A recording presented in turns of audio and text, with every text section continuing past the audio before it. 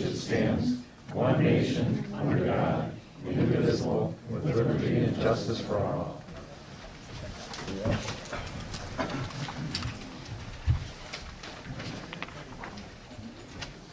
Okay, welcome everybody tonight. Board members, make sure your microphone's on so we can hear.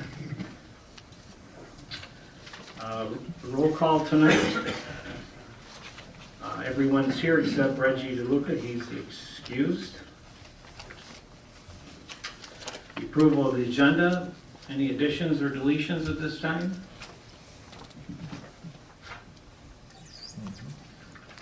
If not, tonight we have a presentation of our audit. Got Neil from Bainbridge and Company with us tonight, and we'll let you get up and tell us how we're doing. Okay, I will do that. Good evening, everyone.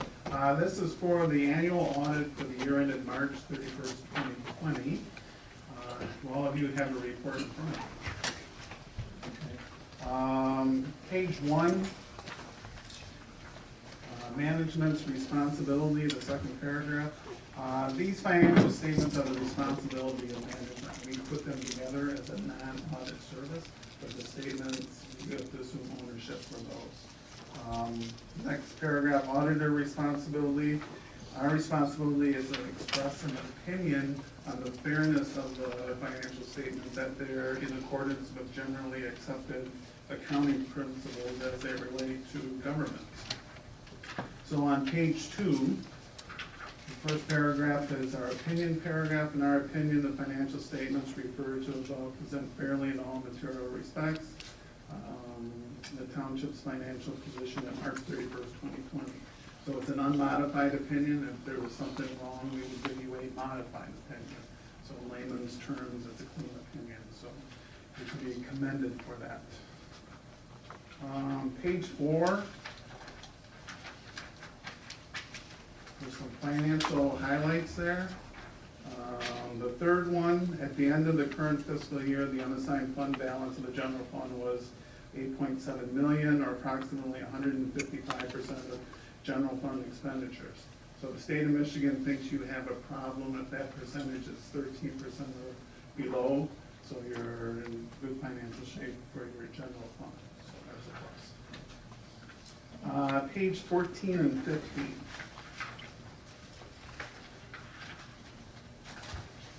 Page 14 and 15, this report's roughly 47 pages long, so in my opinion, these two pages are the most important, because they give a snapshot of what the township looked like as a whole. So at March 31st, 2020, on page 14, the statement of net position shows you that total assets of $24,204,000, total liabilities of $4,033,000, and your net position, kind of like your net worth, is $20,171,000.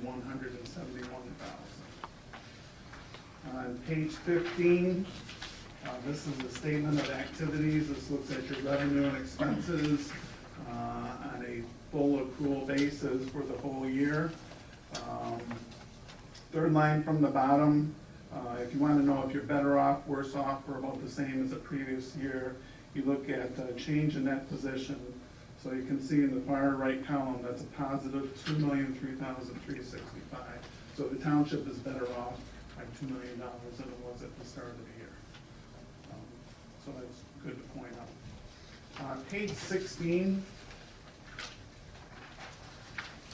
This is a balance sheet of your governmental funds. You have two new governmental funds this year, the Chubb Road pavement and the 5 Mile Road pavement. They were significant. So we set up, or I had Lori set up capital project funds to account for this activity. But if you look in the general fund, you can see under assets, the last line, special assessments receivable of $3,270,598. We got from Janice 2 special assessment rolls, one for Chubb Road and one for the 5 Mile paving. So we add these as an asset, and then you go down farther, there are deferred inflows. There's a liability called unavailable revenue special assessments with the same number. So over the next 15 years, as you capture these monies, you work down the receivable, you work down the deferred amount, and then you record the special assessment revenue. So it's That's probably, it is new compared to the prior years, those are two new projects. Way at the back is what we call our 114 letter. It's the last few pages. And our professional standards say that whenever time we perform an audit, we're supposed to communicate these qualitative aspects of it. So we do that there. So on page 2 of that letter, difficulties encountered in performing the audit. We encountered no significant difficulties in dealing with management and performing the audit. So I worked mostly with Lori on this and Janice a little bit, so I've got excellent collaboration from them. So with COVID, this was a remote audit. We did not step foot on your premises. We received a lot of information. And since COVID started, our firm has gotten the BSNA software. So we got backups of all your software, and we're able to, get really good information from that. So I'm going to point that out. And then finally, this report has to go to the State of Michigan Department of Treasury 6 months after the year end, so that has to be there by September 30th. State of Michigan will receive it, and they'll never even read this report. So along with this, we send what's known as an APR, Auditing Procedures Report, and the state wants the CPA firm to answer roughly 20 questions about the audit. So, and then if you get dinged on that, you're going to get a letter from Treasury saying, we need a corrective action plan. So the one area where you're going to get dinged is you didn't transfer for the money coming out of the general fund to go to the Chubb Road paving, that little 5-mile road paving. So transfers, and we see this a lot, sometimes government staff don't realize that you have to budget for those, but you do. So you had a budget variance of over $3 million, you budgeted 0, and you transferred out from the general fund to do those projects. So you get a letter from Treasury, you fill out a corrective action plan, write the letter back, we can review that for you, so there shouldn't be any big problem with that. So, with that, any questions? So now, next year's budget, does that have to include into the budget, the road No. project? No, because the projects were completed at March 31st. Got it. Yeah, so those you actually closed those 2 new funds, they're capital project funds. Their very nature is they're short-term, year, 2 years, 3 years. Once you're done with the project, you close out these funds. Got it. So all the activity and special assessments will occur in the general fund. With the MEDC grant that we have, we're starting construction right now. Is there any special that we should be looking for or doing with regards to that budgeting and that kind of stuff? So those funds, the water and sewer fund, were set up last year when we started the thing. So you keep making charges to construction in progress, shows up as an asset in the balance sheet. And then, so there's nothing really to budget for. Okay, good, thank you. Any other questions? Good. Anybody from the audience can ask the auditor a question? Two, if you want. All right, I guess, thanks, Neil. Okay. Appreciate it. Good, thank you.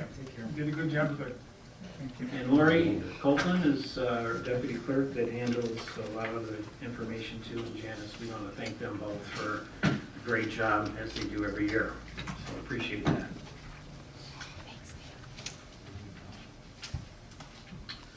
Okay, so we're down to public comment. If I can just make one question before we get started. Tonight, I think some of you want to make your voice known and talk about the blight ordinance that, some information that we put on for board discussion tonight. I would just ask that if you do, public comment is 2 minutes, and then that's really all you get, but I would prefer, you don't have to, I'm just preferring during public comment that when we get to that section, after the consent agenda, where we have discussion. We'll open it up for discussion, and if you are talking 4 or 5 minutes, try to keep it brief, but I'll give you more time. So we just kind of focus on that subject.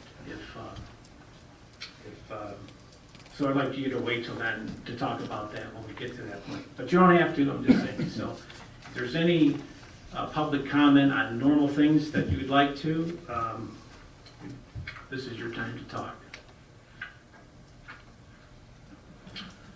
Okay, if not, then I'm going to turn it to Mr. Wensley for the consent agenda. What? Oh, I'm sorry. Linda, did you have something? Yeah, I want clarification on this. You don't want us to speak now on the proposed ordinance. Will we be speaking before or after the board deliberates? No, before, we'll open it up for discussion. Thank you. All right. I move that Salem Township approve the following consent agenda items. We have the minutes of August 8th, regular meeting of the Board of Trustees. We have disbursements for August of the general fund, $330,426.71. We have payroll of $47,021.52. Paycor of $203.86. Disbursements out of the sewer fund of $28,651.02. Escrow fund $3,126.40. The USD MEDC fund, we had disbursements of $55,066.04. Chubb Road paving project, $8,702.10. And the 5 Mile paving project, $468. Now for the invoices in September, out of the general fund of $74,008.39, sewer fund $7,413.50, escrow fund $1,995.95, and lastly the MEDC fund $308,900.87. So do we have a second on all these? I'll second. Thank you, John. Daniel, any other discussion? John, the minutes, did you correct the date from, it said August 8th, so it's actually August 11th? Just on the consent agenda. Oh, on the front of it? Yeah, on the front. Yes. All right, thank you.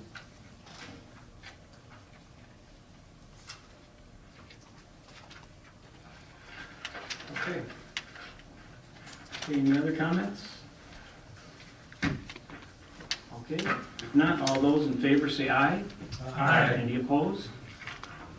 Okay, the consent agenda is passed.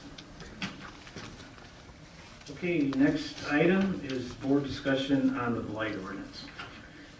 So before we get started, I'd just like to make a little statement real quick. So I've been the township supervisor now for almost 8 years, and one of the issues of the township, before I came in, that we had a zoning officer that was hired by the township, paid in the amount of near $60,000 a year plus benefits, and handled some of the stuff issues that I'm dealing with still today. So one of the issues that kind of started this was we have a property that's off of Joy Road. When I first became supervisor, the neighbors were complaining about this issue. And I had gone and paid a visit to the property. And the property, there were a few things, an unfinished house, and there were a lot of things on the property that were in disarray. I had talked to the property owner and explained to him that we do have some complaints and I really need them to try to clean it up and come in to where it was satisfactory. I talked to many of the neighbors, and many of the neighbors said that they would help me keep an eye on it. I don't go to that end of the township a whole lot, but just to keep an eye on it. So after 5 or 6 years, let me just back up. But before that, I was asking him to please get this mess cleaned up. And tonight, before you leave, if you go on the back table, you'll see a lot of the pictures of exactly what I'm talking about. And it really was not a funny story, but you would not believe what happened. I constantly talked to him. He finally called me up and he said, I've got a dozer. I'm going to clean this mess up. I'm going to got dumpsters in here. I'm going to take it away. And so I was glad. So I kind of told the neighbors next door. So meanwhile, he had a dozer, went along the clear end of the east end of the property, started to bring all the stuff out of the woods and everything and put it in piles and put it in dumpsters, take it away. He made a clear right turn, which wasn't even his property, cleared out the whole neighbor's backyard. The guy came home from work and all his trees and everything was gone. And I felt horrible about it. So several months after that, I had met in this town hall with the property owner and the person next door. And the gentleman that had the blight problem there decided to end up paying the man for the damage, which I was surprised. I thought there was going to be a lawsuit there. And the guy ended up paying the guy, and so that kind of was the end of it for a while. So about 4 years later, I came back home from a trip, and I received a letter from a former trustee that was on this board and was criticizing this board and that we do not care about the township, don't want to address any ordinances, and has been very upset that nothing has been done about this. So that time I talked to the person who wrote the letter and decided to get him back in touch, and at that point she had let me know when the guy was on the property. I went over there and confronted the gentleman. We went a walk on 17 acres, and you cannot believe what this mess looks like. Now, I had not been contacted by any neighbors for the 4 or 5 years, and so I asked him if I could walk the property with him. I mean, these are issues with abandoned vehicles, abandoned trucks, and the one surprising thing, which I couldn't believe that he did, is that there's an old in the 60s, an old Kentucky houseboat, if you've ever been on a houseboat, that was brought in during the night and dumped on this property.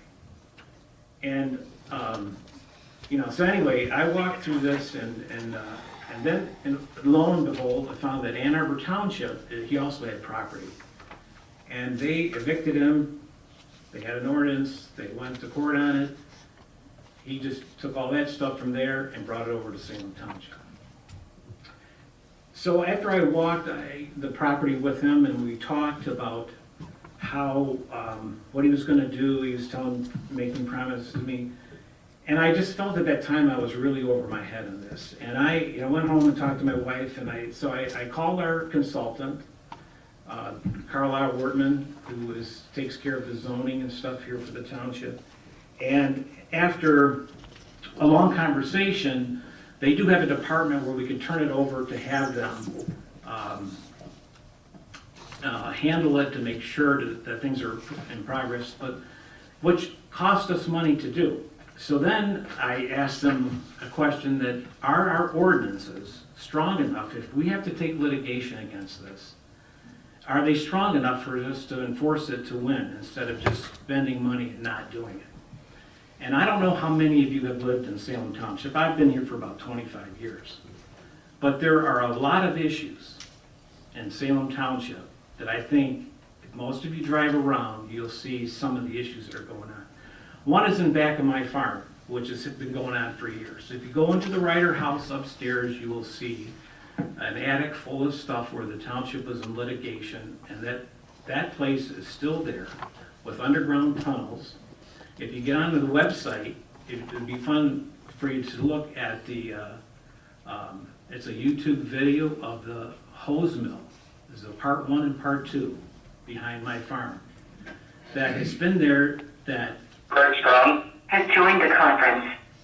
has definitely should have never been allowed to continue to carry on. But it was a long legal battle, but the property's still there. It turned into a brown zone of stuff that needs to be cleaned up.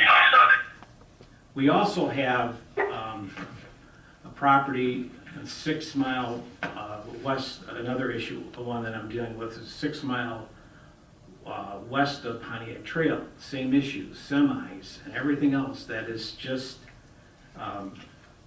you know, it's unbelievable. I have a lady on 7 Mile who has a beautiful house, been trying to sell it for 2 years. And she called crying, I need you to come over. I went over to her house, a beautiful brick house. And when you get to the backyard, you wouldn't believe what's next door to them.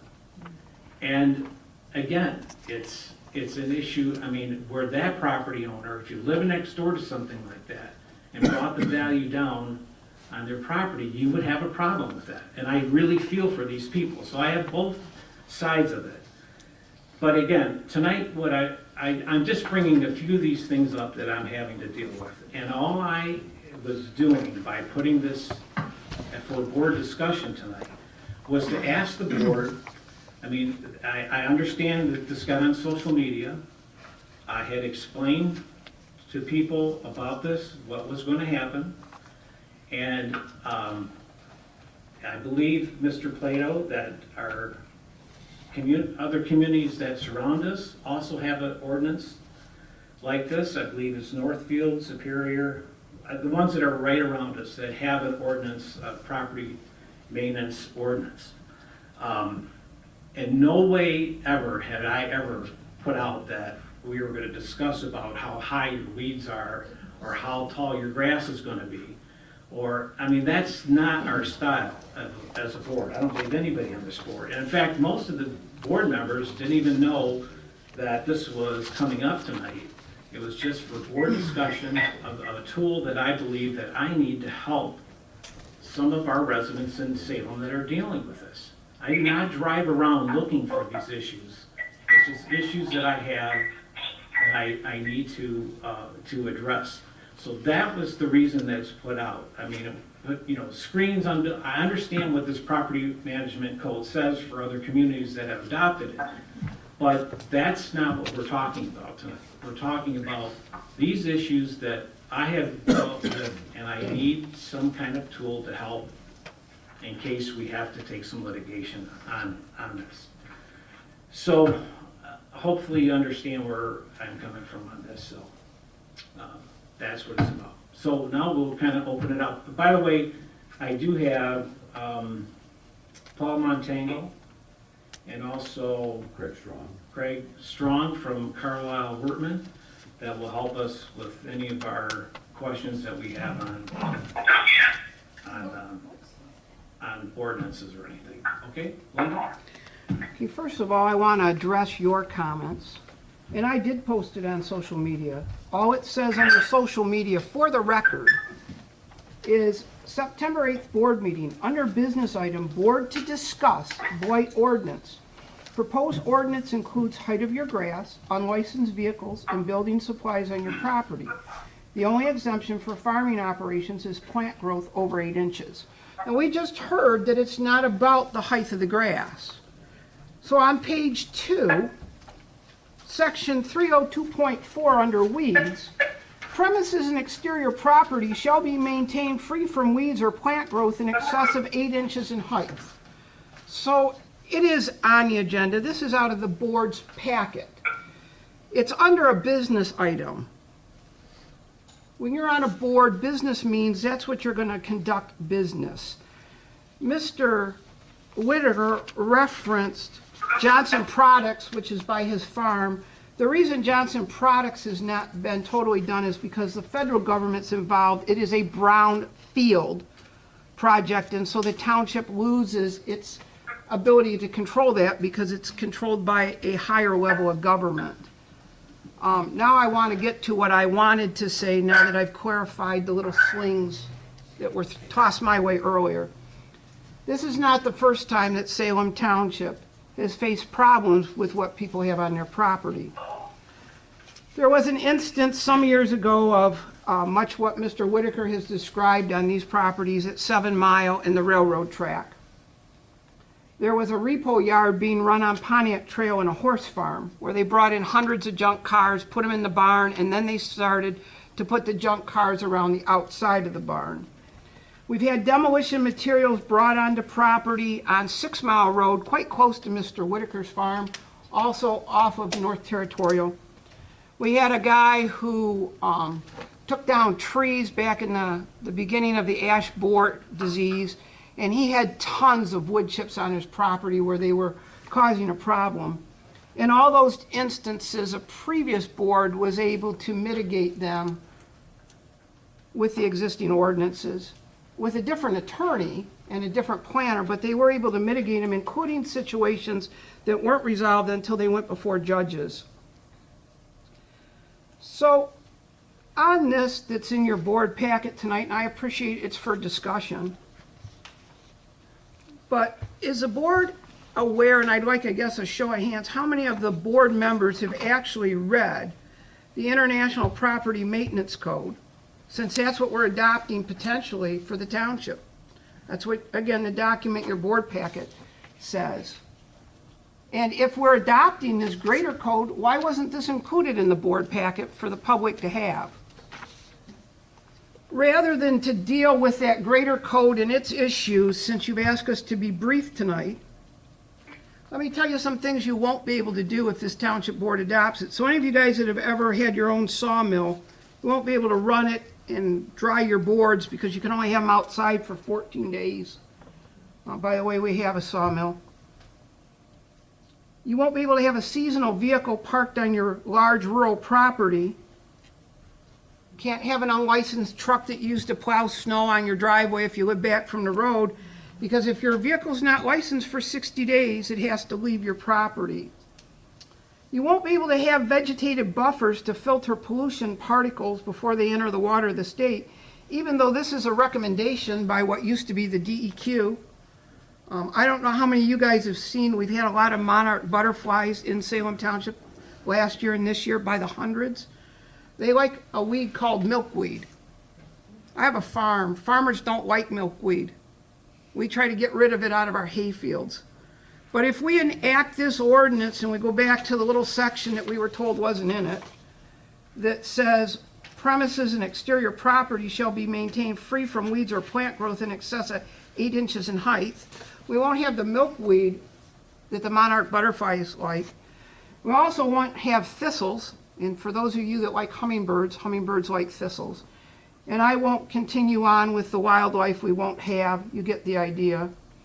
But what this proposed ordinance does is it harms the sick, the disabled, and the elderly who are unable to meet these proposed standards. And it also potentially creates Hatfields and McCoys where we pit neighbor against neighbor. This ordinance does nothing to address illegally dumped items. So if you live like I do, where there's very few homes in a mile stretch and people dump their mattresses or their old car batteries, it doesn't address that. I'd like to know when you're going to have your public hearing for the proposed ordinance. I think it should be only after a publication in the newsletter, so those people who are not on social media also are aware of what the township wants to do. And then I want to know who decides when the property owner goes to court. I was assured, Mr. Whitaker, by you that agriculture would be exempt from this proposed ordinance. But other than the 8 inches of growth, there's nothing that protects agriculture. Section 3C does not allow parts of machinery to be stored outside for more than 14 days. Yet it is a bona fide agricultural practice to keep old machinery to use for parts.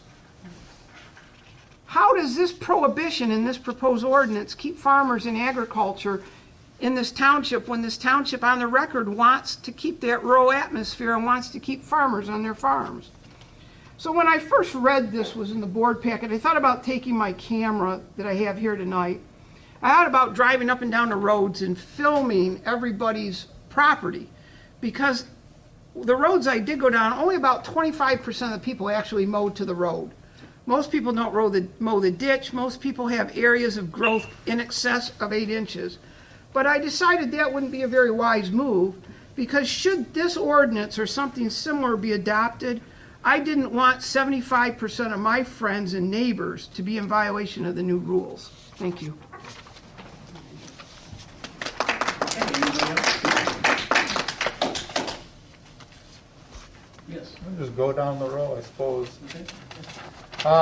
I did put together a list. I didn't have time to read through the entire, what? Oh, Yeah, and lift up your microphone a little bit. I think I'm getting some feedback. sorry, my name is Seth McRobb. I live at 98205 Mile. I didn't have time to read the ordinance in full, but I did go through the proposed amendments and made an itemized list of where those are contradictory with the current ordinances that the township has, as well as the stated intentions of the master plan. To save time, I'm not going to go through those line by line, but I will send a copy of that to the board.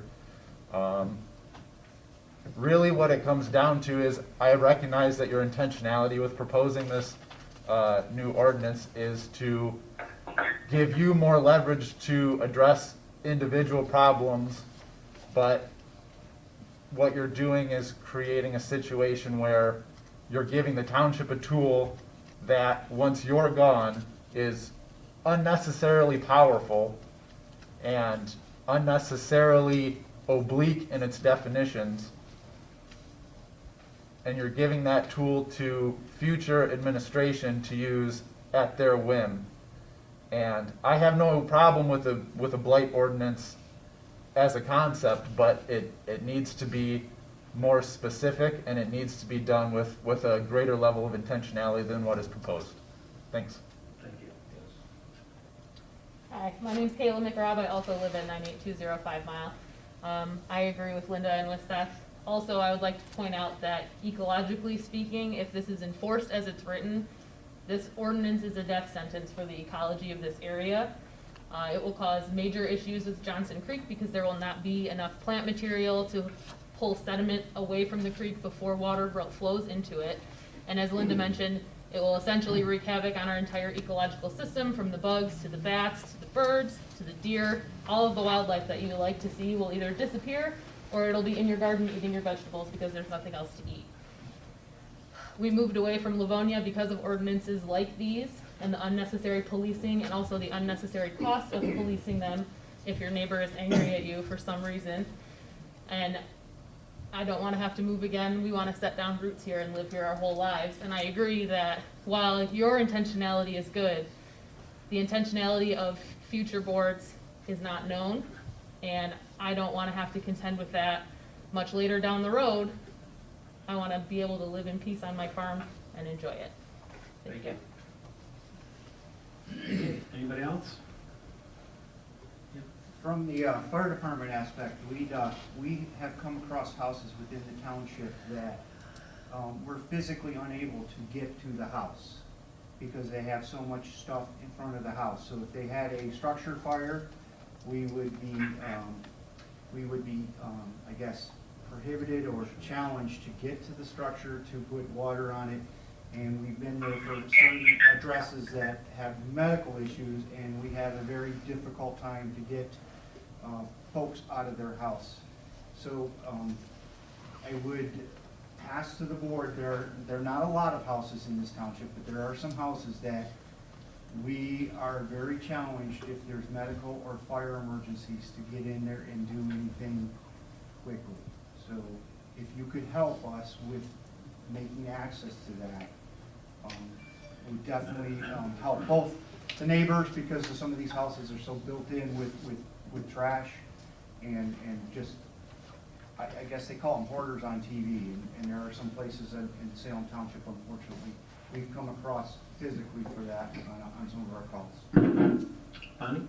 Yes, I'd like to let you know that some of us people, even if we have trash in our yards, we do it and we know it might be a hazard, and we're adults and we can make up our own minds to have this like that. If it impedes the fire department, we already know that. If it impedes the EMS, we already know that. So that's not a valid argument in my opinion. Okay, anybody else? Okay. Yes, Steve. Steve Roma. I'm in a different situation, and when I heard that they were gonna be discussing the blight ordinance or just discussion. So I think in my situation, I'm in a subdivision where we should have an HOA, which we don't. And we have one house, maybe two, but they're not kept up at all, and it's an eyesore for the whole subdivision. We have deed restrictions. I'm trying to work through that, but it's not really working out very well. Whereas this house blight, in my mind, is that it's a mess and it needs to be addressed. I would think in a discussion that a subdivision could be treated differently than these farms. That's the way I would understand it to be. If we could get help from some sort of a blight ordinance that would help me, that's why I'm interested in this discussion. Yes, Bonnie? Not all of us live on farms. You don't consider my property a farm, you would consider it more a subdivision or a more, that would fit this blight ordinance if you're not going to, if you're going to do it. And I really will not appreciate the fact that I have to mow through a swamp to get to my borders. Or if I want, if right now my mower's down and I have grass this tall, but it's only because it's down. But if you put this blight ordinance in there, you can have somebody from the township or somebody, and they can come and mow it, and according to what I read in here, you could charge me for it. Do you know what it costs to have my property that's a good size? It costs over $100, almost $150, and that's on the cheap side.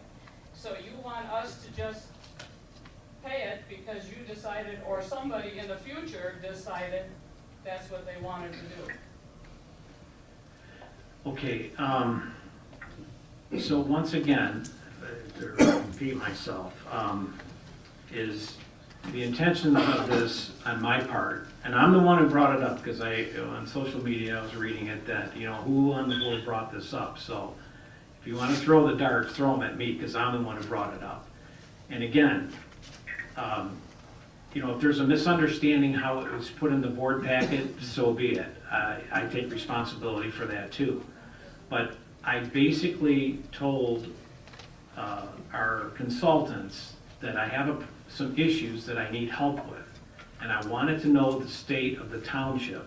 If we have to do litigation on something where, and believe me, I don't expect everybody to understand my job and position. But when you have these people coming to you, and a former trustee that sat up here with about 6 or 7 of the neighbors coming after me like I don't care. And if you walk this property, you would cry. You talk about it in, you talk about damaging a property or the environment with the trucks that you don't know if they're leaking. It's that bad. And all I said is after I left there is I wanted to be assured that we had the right ordinances in place to be able to make sure that we work. But Linda brought up the Johnson Control before, listen, I know all about that property. It's a brown zone after the fact. Fred Johnson owned it, his daughter owned it after he passed. The people that live next door, they live in Georgia right now and are furious that they can't sell that property because we didn't put a stop to it. And I just pray and hope that none of you that are here tonight have to live next door to something like that. And all I went to my consultants, our attorney, and also our planner to say, I need help to try to stop some of this stuff so that they're not destroying our rural character in Salem Township. And I'm not trying to put, and I hate to mention names, but I explained this to Linda before after the board packet went out, but they still insisted that I'm gonna be going around checking on your weeds and checking about the growth of the grass. That's not what I intended to do. And I did not want anything like this to happen to people say, we're going to become like, a Livonia, a West. That's not the intent of this. I just need some help. And I think it's a problem out there. And I just don't want to see it happen. So what I have done is, by talking to Ed and talking to Carlisle Whitman and their people, is I want them to put an ordinance together that, as Steve says here in Salem Farms, it's a horrible situation. It devalues your property, and because it's not a strong enough home association that you have, you know, maybe there's a way to take this ordinance and figure out, if you don't have that home association that can enforce that, maybe there's something where we can put in our blight ordinance. Maybe it's not this proposal, maybe it's a different proposal altogether, and to come up with something that can help, you know, Salem Farms where you're at, or Homestead. I mean, I have a guy that's got 20 cars parked out in a subdivision, and some of them need to get rid of or not, and then people are complaining about it. I just have to deal with it, and I don't know how to deal with it if I don't have, if they're gonna grandstand and not do something about it.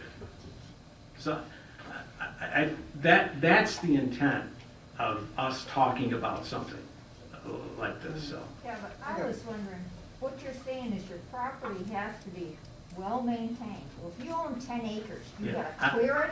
I'm not saying that, that's not what That's not what's said in the papers. Yeah, but the paper is just an ordinance, a board discussion that the attorney gave to me, said this is what the other townships are doing, and it's, in other words, the guys that are on the phone, they can speak up about this, but there's a code that I believe attorneys know now, or whatever, when you're in litigation, they bring up this property managed thing, but you can amend it and adjust it to make it fit our township, so that I can have the tool to help. I don't think anybody here tonight agrees that we shouldn't do something about this. But it's got nothing, again, the intent was not to talk about how you keep your place, your grass cut, or whatever. In Steve's case, I understand it. Or if you're in a hamlet, it's a different story. But you know, if you've got 10 acres, and you've got 5 acres where you have your house, and you're maintaining it, the rest of it's growing up, and you like to see the wildlife come through it, and that's not what we're talking about. The problem though is that's the letter of the law as it's written, and so when this board is gone, someone else who abuts my property could complain about it, and then I'm screwed. I understand, but when I decided to bring this about, and what I think I've done wrong is put that proposal that the attorney gave me, to put that on the board packet, to say this is what our other, you know, the other townships are doing that surround us, that have rural characters too. And then, you know, when I've seen about the grass, that's not what we were intending. I need to figure out how we can have a code that can help us with issues that we have. And when it came to like farming, like I would never have anything to do with hurting farms or anything around, because we want to keep farms.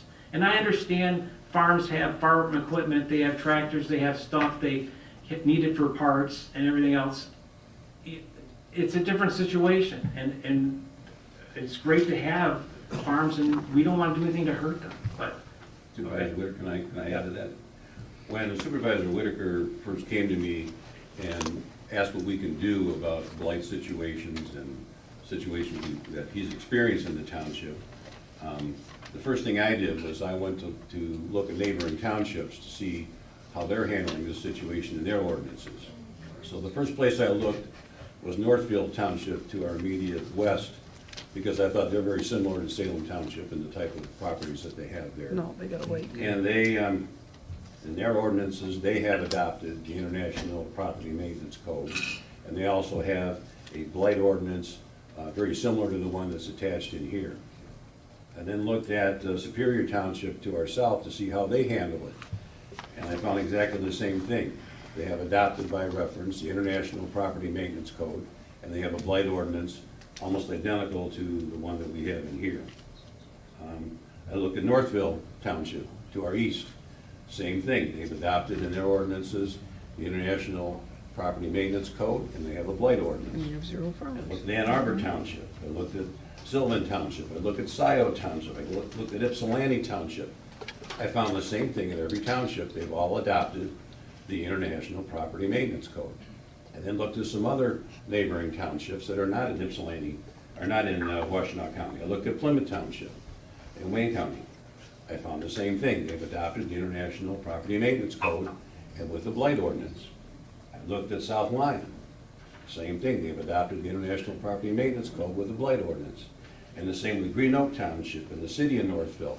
So that's how every other jurisdiction around us, every other municipality, whether it be a township or a city, has done this.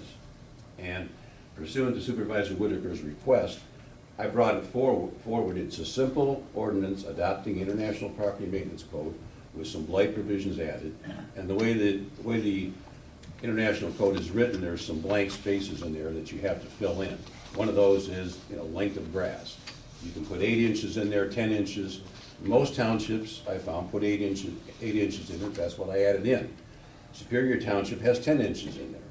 But we can change those figures any way we want. But the reason I brought this forward, the reason I presented it to the board for discussion, is because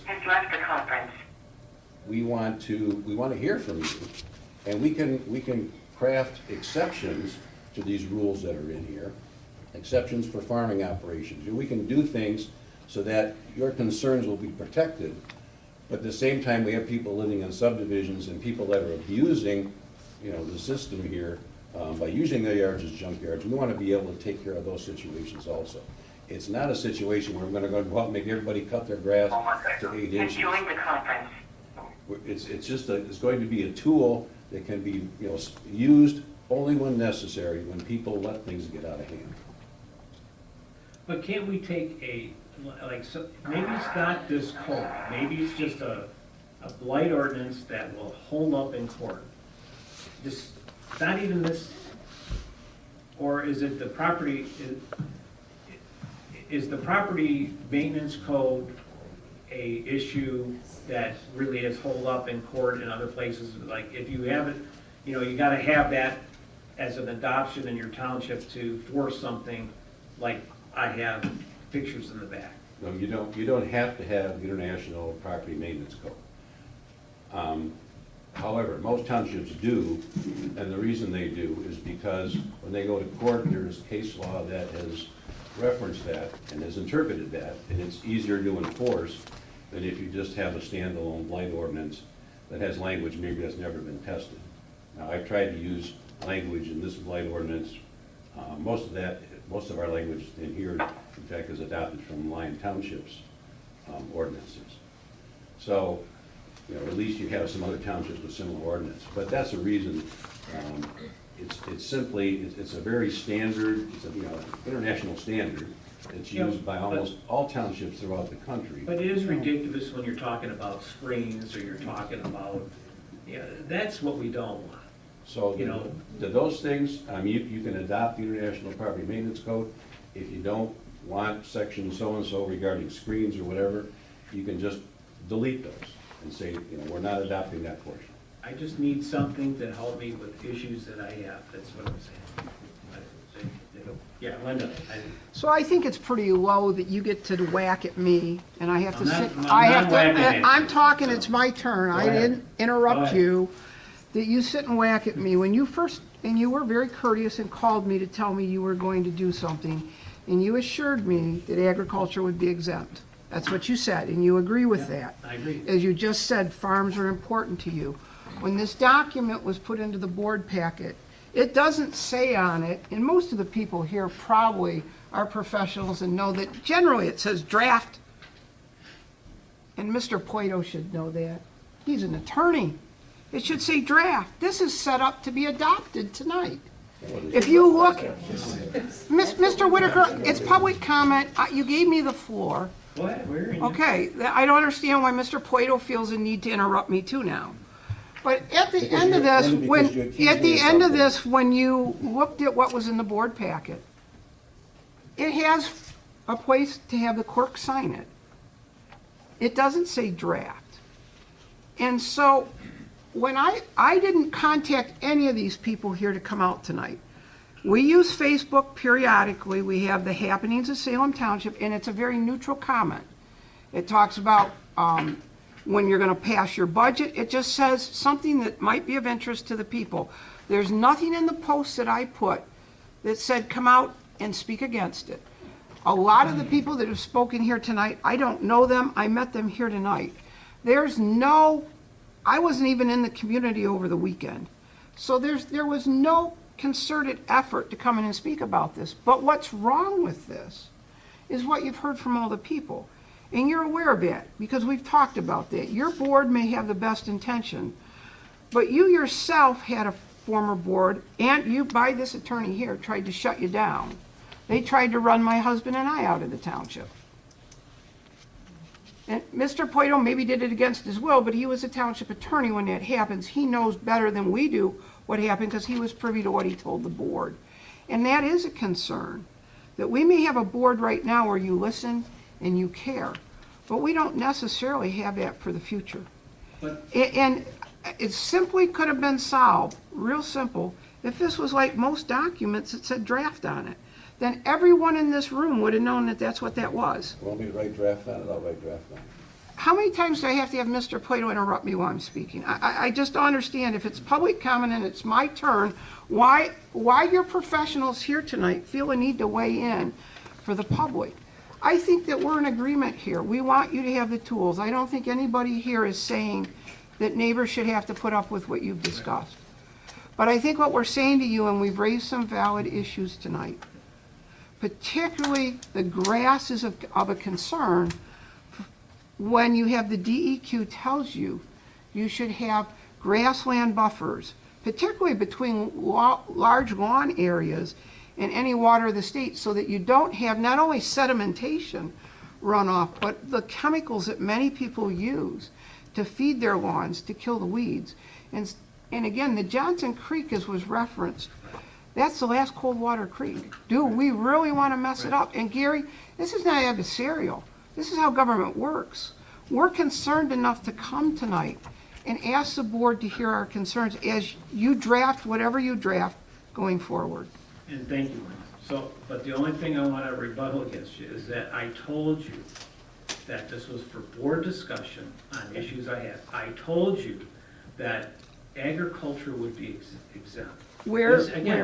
Again, Where? I told you it's just for discussion. It's just an example of other communities out there. I told you that before you got onto social media. And I'm just saying, then I get people saying, well, what's he trying to do? I mean, that's not the intent